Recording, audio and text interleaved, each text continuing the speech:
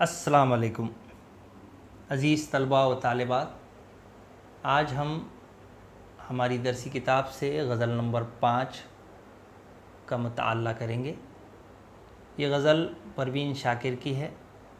پروین شاکر ایسی شاعرہ ہے جو اردو غزل میں ضمیر متکلم کو مؤنث پیش کرنے میں اپنا کوئی ثانی نہیں رکھتی۔ اس سے قبل کسی شاعرہ نے ایسا نہیں کیا۔ اسی اختراع کے ذریعے پروین شاکر نے نسوانی یعنی عورت کے احساسات اور جذبات کے مطالبات کی لطیف ترجمانی کی ہے۔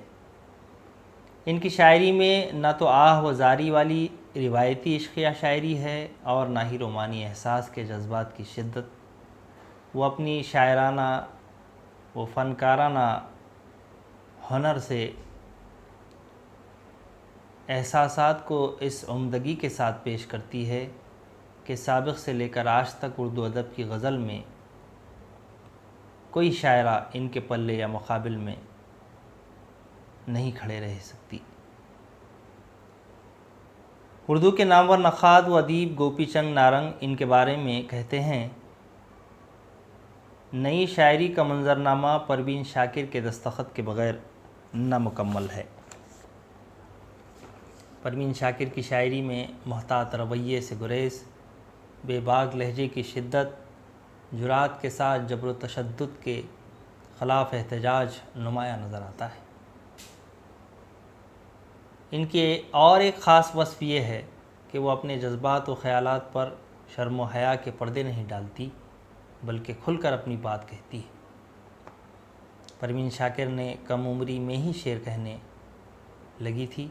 ان کے والد جو خود بھی ایک شاعر تھے، ان کی حوصلہ افزائی کرتے تھے۔ انگریزی ادب سے بھی انہیں خاصا لگاؤ تھا۔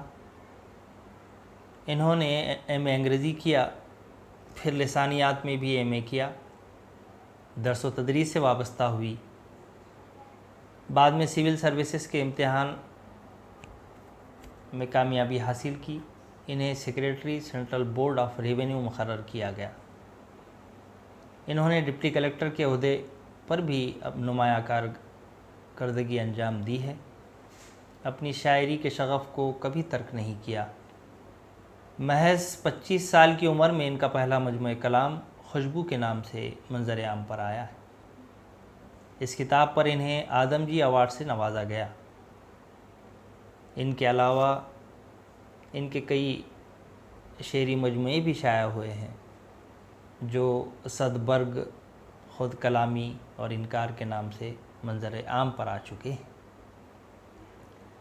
کئی ادبی ایوارڈ سے ان کو نوازا گیا۔ Faiz international award, pride of performers وغیرہ اعزازات سے بھی ان کو نوازا گیا۔ جیتے جی تو ان کی خوب پذیرائی ہوئی، بعد از مرگ بھی ادبی حلقوں میں شدت سے یاد کی جاتی ہے۔ ان کی ازدواجی زندگی کشمکش کا شکار رہی۔ ان کی شاعری میں اس کے احتجاج برملا ملتے ہیں، کبھی شادی کے غلط تصورات کی صورت میں تو کبھی عورت پر مرد کی اجارہ داری کی شکل میں۔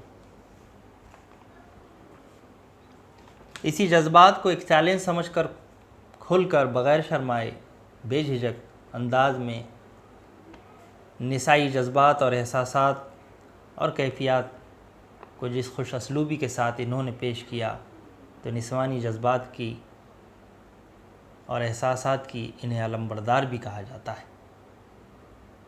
26 جنوری 1994 کو ایک سڑک حادثے میں وہ دنیا سے رخصت ہوئی۔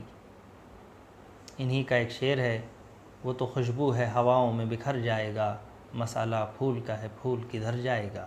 عزیز طلباء و طالبات، ہماری درسی کتاب میں پروین شاکر کی ایک غزل شامل کی گئی ہے۔ آئیے ہم اس کا مطالعہ کرتے ہیں۔ تو بچوں، سابق جماعتوں میں بھی ان کی غزلوں کو درسی نصاب میں شامل کیا گیا تھا۔ آپ کو یاد دہانی کے لیے ایک شعر یہاں میں پڑھتا ہوں، وہ یہ ہے، جگنو کو دن کے وقت پرکھنے کی ضد کریں، جگنو کو دن کے وقت پرکھنے کی ضد کریں، بچے ہمارے عہد کے چالاک ہو گئے۔ تو عزیز طلباء و طالبات، ہم بڑھتے ہیں پروین شاکر کی غزل کہ مطلع کی جانب، تو مطلع یوں ہے: اپنی ہی صدا سنوں کہاں تک، جنگل کی ہوا رہوں کہاں تک۔ صدا یعنی آواز کو کہتے ہیں، اور جنگل کی ہوا یعنی ایسی ہوا جو کانوں میں تکلیف کا باعث بنتی ہے یا تکلیف پہنچاتی ہے۔ اپنی ہی آواز سننے کو شاعر نے یہاں پر داد و فریاد سننے سے مستعار لیا ہے، یعنی کہ میری آواز یہاں پر سننے والا کوئی نہیں ہے، اور اپنی آواز سنتے سنتے کانوں پہ تکلیف یا بار محسوس کرنے لگتی ہے، اور وہ اپنے آپ کی آواز سے خوف میں مبتلا ہو جاتی ہے۔ شاعرہ اس شعر میں یہ بھی کہنا چاہتی ہے کہ وہ اس قدر خود کو تنہا محسوس کرتی ہے، یا وہ اپنے آپ میں اکیلا پن محسوس کرتی ہے، اپنی ہی صدا یا اپنی ہی آواز سے وہ خوف میں مبتلا ہو جاتی ہے، اور مانند جنگل کی آوازیں لگتی ہے۔ وہ کہنا چاہتی ہے کہ کب تک اسی طرح تنہا رہوں، جہاں خود کی آواز ہی سے نفرت ہو جائے، جو بار بار ٹکرا کر مجھے تکلیف میں مبتلا کرتی ہے، اور جنگل کے بھیانک اور خوف زدہ ہواؤں کی طرح محسوس ہونے لگتی ہے۔ دوسرا شعر ہے: ہر بار ہوا نہ ہوگی در پر، ہر بار مگر اٹھوں کہاں تک۔